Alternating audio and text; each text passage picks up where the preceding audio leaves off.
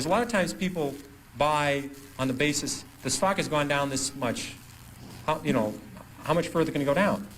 I remember when Polaroid went from 130 to 100, people said, here's this great company, great record. If it ever gets below 100, just buy every share, and it did get below 100.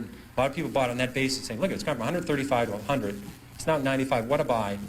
Within a year, it was 18. And this is a company with no debt. I mean, this is a company, it was just so overpriced, it went down. I did the same thing in my, I think my first or second year at Fidelity. Kaiser Industries had gone from $26 a share to 16. I said, how much lower can it go? It's 16. So I think we bought one of the biggest blocks ever on the American Stock Exchange of Kaiser Industries at 14. I said, it's gone from 26 to 16. How much lower can it go?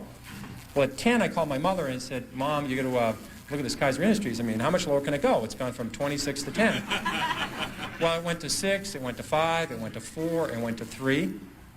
And now, unfortunately, this happened rapidly, or I would probably be still caddying or working at the Stop and Shop, but it happened fast. So I was able to, this was compressed.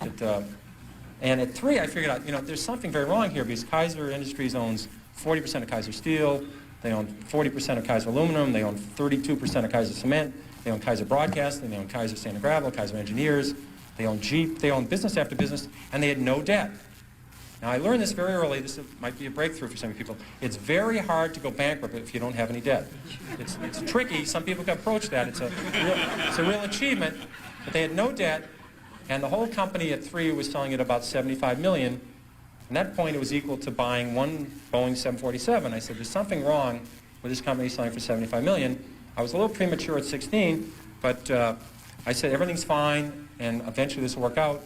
And what they did is they gave away all their shares to their shareholders. They passed out shares in Kaiser Cement, they passed out shares in Kaiser Aluminum, they passed out their public shares in Kaiser Steel, they sold all the other businesses, and you get about $50 a share.